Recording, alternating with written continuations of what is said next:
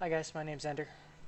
I want to talk to you guys today about Advanced Flight Model on ARMA 3 Rotolib, ported over from Take on Helicopters, another Bohemia interactive title. I think Advanced Flight Model is awesome because you get a helicopter simulation right in ARMA. And I fly with it exclusively on a hardcore server. I love it. I just can't get enough of it. So today I'm going to be talking to you about all that. How to fly an advanced flight model. It's going to be pretty in-depth, so you'll just have to bear with me. I'm going to take it slow and pretend like you don't know anything. So for those of you who do, well, hopefully somewhere along the way you learned something, but if you are completely new to advanced flight model, this will be an excellent tutorial for you. Okay, so first things first, my controls. I fly with a $30 joystick I bought at Best Buy. It's a, what is it? A Logitech Extreme 3D Pro. Like I said, 30 bucks. When you buy it, they're going to ask you if you want to do the protection plan. Say yes, because when this thing turns to crap like mine is, and it gets all loose and wobbly, you can go back to Best Buy and instead of paying another $30, pay $5 and get a new joystick. I'm planning on bringing mine back soon. So, and I also fly with Track IR. Okay, Track IR is head tracking. It takes my head movement in real life, magnifies it, and portrays it in game. So this is me looking to the right and to the left in real life. So, okay. And I'll talk about my joystick setup more when I get in the helicopter itself. Okay, so we have the MH900 civilian version of the Hummingbird, pretty much the same thing, just without the benches here. That I laid down here in the editor. Alright, 5-bladed standard configuration helicopter. Standard configuration meaning a main rotor up there and a tail rotor right there. Alright, you have things like the non-standard configured helicopters, the Huron, for example, or the Taru, the Kajman. The Huron is tandem rotor, and the Huron is a coaxial helicopter. So, different flight characteristics you're going to find in those helicopters in this. The flight characteristics, like I said, are simulated. So, anyway, 5 blades, 1 tail rotor. So something to consider with the tail rotor is the lateral push that it puts on the airframe. So if you've ever flown an advanced flight model, you notice that the helicopters all hover, kind of one skid low. In this case, for the Hummingbird, it's going to be left skid low. That's because this tail rotor is taking air from the left side of the airframe and pushing it to the right side of the airframe. Alright, air is coming from this side, getting sucked through and pushed to that side. Alright, that's to counteract the torque of the main rotor. You can see the main rotor here. In the case of the Hummingbird, spins it's a counterclockwise. Okay, which means the fuselage or the nose of the helicopter wants to rotate clockwise. All right. Main rotor blade rotates to the left as the pilot sees it, and the airframe itself wants to rotate to the right as the pilot sees it. So to counteract that, the tail rotor pushes the nose back to the left by taking air and shoving it through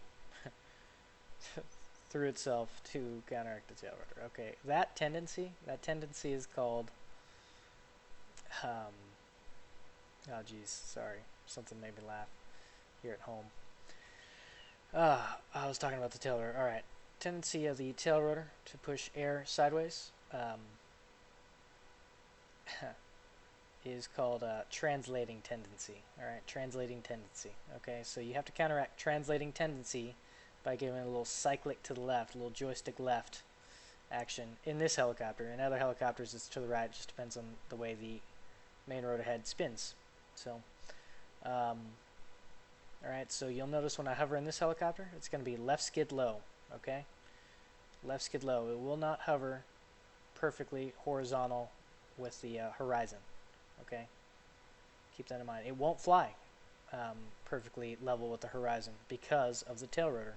All right, and the higher the power setting, the more pronounced the tilt is because you have to counteract it. Okay, so just keep that in mind. Something with advanced flat models, very, very touchy. Okay, so very light control movements are required. Everything needs to be smooth. All your control inputs smooth, and you have to anticipate everything. Okay, so I was talking about torque with the main rotor and the engine. Okay, engine turns the main rotor, and that produces torque. So as you add power, you are creating more torque. When I say add power, you are increasing the little throttle control on your joystick or pulling collective. Collective is this little bar right here. That's your collective, okay? Pilot pulls up on that with his left hand, all right? Goes up and down. When he pulls on that, the pitch of the main rotor blades, this is real life. It's not simulated here. You don't actually see it. But in real life, you pull on the collective, and the pitch of the main rotor blades actually increases. So you'll see that go up and down, change its pitch. Okay, when you change the pitch of the main rotor blade, you're changing all of them at the same time when you pull on the collective. That's why it's called a collective. You're doing it collectively. And when you do that, you're increasing the air resistance against each blade. If you're increasing the air resistance, the blades want to slow down unless the engine counteracts this by adding more throttle, more fuel. Okay, this is all automatic in the Hummingbird and ARMA for that matter. Some helicopters in real life, you actually have to anticipate that, and it's like a throttled twist grip on the collective. Actually, you can kind of see it here. This little portion right here. Yep, that would be, I think, your twist grip in a real helicopter. Anyway, a lot of helicopters this is governed to in real life. Alright, so because you're pulling on pitch and the main rotor blade wants to slow down, that's called drooping when the main rotor head slows down. Engine anticipates this, adds more fuel, you get more power, thus more torque. If you're getting more torque, the body, the airframe of the aircraft wants to rotate opposite. So in this helicopter, it's going to rotate to the right as I pull collective. And to counteract that, you'll add a little left pedal. It doesn't take much in a in-ground effect hover, which we'll talk about later. Basically, the more power you pull, the more left pedal you'll have to add. And conversely, when you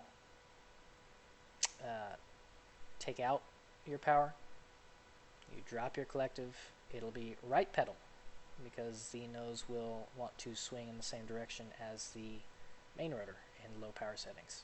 So something to think about. What else? Alright, I think I've talked about everything I can on the outside here. So we'll go ahead and hop on in. Alright, kind of native to the advanced flat model is a gauge cluster, which I will show you here in a second. Okay, the gauges on the bottom of the screen, you have 5 of them. Okay, on the left hand side is a airspeed indicator in kilometers an hour. Small readout on the top of that gauge. To the right of that is an altimeter in meters with a small readout on top of that. In the middle is an attitude indicator. Okay, that shows your relation to the horizon.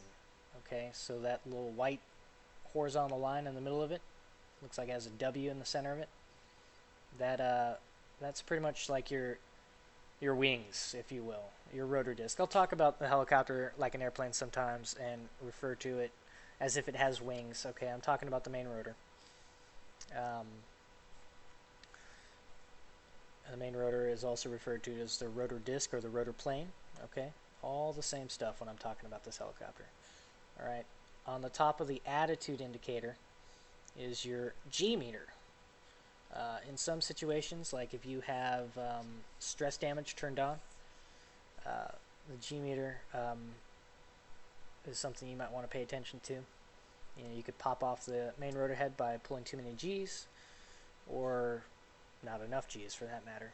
Okay, to the right of that, second from the right, is the probably most useful gauge in the whole cluster. It's the vertical speed indicator. Vertical speed indicator is in meters per second. Okay, and that's up and down. That needle is resting on 0 right now because we're not going up or down. Any deflection up or any deflection down is indicating a climb or a descent. So, like I said, that's 5 meters per second. So you got 5 meters per second, 10, and 15 meters per second. All right, with a small readout on top as well. In the center of that gauge, you have a white cross with a white dot. Okay, the center of that cross is your displacement from a perfect hover. All right, as the helicopter starts up and takes off, that white dot will start to move around, and it will show you how far away you are from a perfect hover. All right, if that dot is floating forward, it means you're in forward flight. If it's floating back, it means you're in rearward flight. And left and right means you're sliding to the left or sliding to the right, or any combination thereof. And if I turn on auto hover, and I use auto hover a lot, I have no shame. My joystick has really loose tolerances. I'm flying an advanced flight model sometimes. For example, when you're coming into a hot AO and you're getting shot up, and you're trying to get it into a really tight spot, auto hover is sometimes the best way to not kill your passengers. Okay, you know, there's no shame in it. You know, a lot of people have a lot of pride about that. I really don't care. I can land this thing without auto hover just fine. It's just that in the heat of the moment, sometimes you just need a little extra help, one less thing to focus on, and there's definitely a right way to use it and a wrong way to use it. So I'm not going to get too much into that per se in this tutorial, but just know that I use it, and when I do use it, look at that gauge in the bottom right, the vertical speed indicator. That dot turns orange. Okay. You can also see my auto hover indication on the top left, the little arrows. Top left, you see the little arrows coming on and off, and on the vertical speed indicator, you see an orange dot. That's for you to see in this tutorial that I have turned auto hover on. Okay.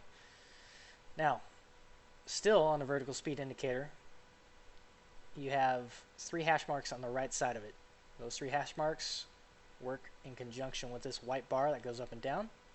Okay, that white bar is your power indicator. Okay, I will refer to power and collective and throttle all interchangeably. All right, that is my power collective throttle setting at 25%. All right, 50%, 75%, and 100%. Okay, so now you have a way to tell what my power setting is the whole time when you're watching this video. All right, and that's one of those things, just all of these things combined make the vertical speed indicator probably the most useful gauge in the cluster. You know, I will use it the most. I'm looking at it to make sure I'm maintaining altitude, you know, because I'll keep it at 0 and I know I'm not going up or down. You know, I'll use it to make sure that I'm flying coordinated. All right, because if you are flying out of trim, you know, left or right of your flight path, the nose left or right of your flight path, you're actually losing a little bit of speed in the long run. So, okay, I think I've talked that one up enough. And last and probably least is the heading indicator on the far right of the gauge cluster. Small readout on top showing 000, meaning I'm pointing due north right now. All right. Unlike the gauge at the very top, the little radar readout on the very top shows which direction I'm looking, right? The gauge on the bottom right shows the direction the helicopter is pointing, no matter which direction I'm looking. Okay, so keep that in mind. That little arrow that's floating around on the inside of it's pointing left now, or correction, it's pointing right. Now it's pointing left. All right, that rotating around in the middle there is your wind indicator. Think of it as a windsock, although it's kind of strange because it doesn't show the direction that the wind is coming from. It shows the direction that the wind is going. All right, so the wind is currently coming from my left according to the gauge. The wind is blowing from that direction, crossing to the right. All right, so it goes from the back of the arrow to the front of the arrow. So if you fly with your wind settings on, I don't. That is what that gauge is telling you. The wind settings are simulated a little funky in ARMA 3, so I just have them turned off. Actually, I will show you my settings right now. You go to Options, you go to Game. Helicopter flight model, Advanced, alright? Mine's Advanced. Most people have this set to Standard, that's fine. If you want to fly Advanced, this is where you change it. Okay, show gauges, yes. Rough landing, disabled, one less thing to worry about when I'm flying into the AO, you know. It's easy enough to blow up this helicopter, so I don't need rough landings adding to that. Wind effects, I just talked about that, disabled. Auto trim, I fly with the joystick, that is disabled. You could turn it on with a joystick, and it's just going to keep your nose trimmed out, pretty much, to forward flight, so that you don't really have to think about it. It would make your flying a little bit smoother in the long run. I would probably benefit from this since my joystick is so crappy, but I just choose to have it off. Stress damage, that's going back to the G meter. I have this disabled. Again, it just goes back to one less thing to worry about. Okay. Alright, so that's the gauge cluster. Perfect. Moving on, talking about the actual controls themselves, okay? I kind of already touched up on the collective here, right? And you can see, corresponding to my collective setting is that white bar and the vertical speed indicator, okay? You see that? Cool. Alright, cyclic. This is called the cyclic, okay? This changes the direction that the rotor plane, alright, tilts. So if you push this forward, the whole rotor mast, the whole rotor plane tilts forward. Alright, pull it back, it tilts back, left, right, you get the idea. Okay, so this is my joystick pushing it to the left. My joystick in real life on my desk, pushing it to the left. Joystick in real life, pushing it to the right, back, forward. I will refer to my joystick and cyclic interchangeably. And we have the anti-torque pedals. Use those interchangeably with pedals or rudder pedals. You'll hear people refer to them as rudder pedals, which is an airplane term. It doesn't really matter. You know what it means. It's the same thing. Who cares? Okay, so you push left, the nose comes left. You push right, the nose comes right. Okay, this is me twisting my joystick. Some people have pedals. That's cool. That's great. But I have a twisting joystick to simulate pedal movement. Okay, so twisting left, twisting right. Left pedal, right pedal. Alright, you get it. Okay, so that's the controls. Alright, manual trim. Okay, manual trim is a big thing here in advanced flight model. Alright, so on my joystick, right where my thumb rests, I have a little button. Alright, I have that set to my manual trim, which I'll show you in the settings here. If I press manual trim, instead of flying around all over the place and trying to hold the same contorted configuration on my joystick, you know, a little left pedal, a little forward left cyclic, alright, all this can be trimmed into position so that I can just center my joystick and not have to worry about it, okay? So right now I'm not touching my joystick, it's everything centered. If I was in forward flight, alright, so there, joystick is full left, or, I'm sorry, full forward. And we'll put it to the left too. Right there. Alright, I'm going to press manual trim. Okay, I just pressed manual trim. Okay. I've let go of my joystick. I'm not touching my joystick. That is now the new center for the cyclic in the game. Every time I move my joystick now, it'll be from this position. Alright, so my joystick's centered. Now I'm pushing it forward. Alright, joystick centered. Now I'm pulling it aft.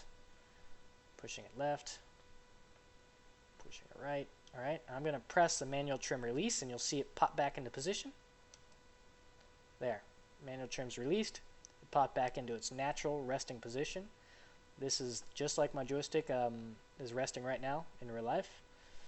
So you can see that you can take a lot of control forces out of the helicopter to aid you. Okay, this is really helpful. In like the Orca, for example. The Orca is just a frickin', it's a pain in the butt to fly, man. Requires very heavy stick forces and torque forces as well. I've used a little bit in the Mohawk as well. Some helicopters are more forgiving. The Hummingbird's not so bad.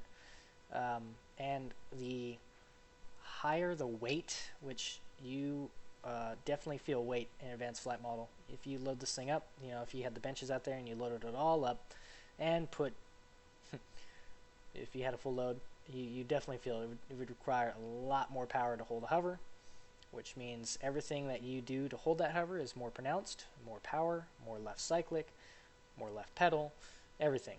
Okay, so you know, then you go into forward flight, you're demanding more power, which means even more forces.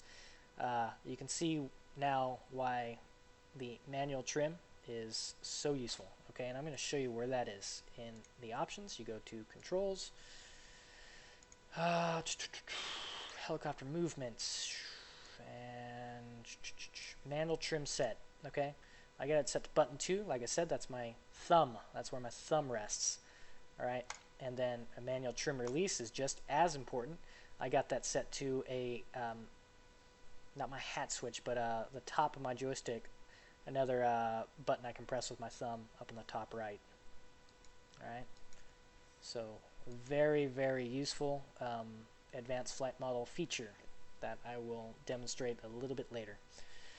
Okay, and moving on, the top left gauge cluster. Okay, you see the hull, engine, instrument, anti-torque, main rotor, sling icons, top left. All right, to the right of those, you have a speed readout in kilometers an hour and an altimeter in meters. Below that, you have the engine icon, which is grayed out. You have a hook icon, which is also grayed out. You have the auto hover indicator. All right, you have the, well, I'm turning on, that's pressing L on my keyboard. All right, that's the landing light. And then you have the collision lights. All right, and that reminds me, I was selecting through my my interaction menu there. On my joystick, on the very top, I have a hat switch, which is a 8-way switch: forward, back, left, right, forward, right, forward, left, left, back, left, right. Right, 8 positions. I use 4 of them. I have 4 buttons in addition to that. I have the one that I already told you about, my manual trim release, which is my top right button. I use the 2 left buttons, the upper left and lower left, for going through my interaction menu. Okay, so this is me pressing my button, my bottom left button on the top of my joystick, and pressing the top left button on my joystick. And then I got another button cluster on the left side of my joystick. I have 6 buttons on the left side of my joystick. One of those buttons is assigned to selecting whatever I have in my interaction menu. Okay, so that'll just be a personal preference for you. That's how I have it set up. And then the bottom right on the top of my joystick, all right, is zooming in. So bottom right is zooming in. Top right is releasing my manual trim. Top left selects up on my interaction menu. Bottom left selects down on my interaction menu. And then one of my buttons in the bottom 6 selects. All right. That covers some of the controls. The hat switch I have set to, when I push up, I talk on vehicle chat, and when I push left, I talk on side channel, or whatever channel I have. But when I press up, it's vehicle chat only. When I press left, it's whatever channel I have selected. So that just facilitates talking online much easier than having to fumble around the keyboard. I talked about where my thumb rests for manual trim, and my triggers for shooting if I have guns. Pretty straightforward.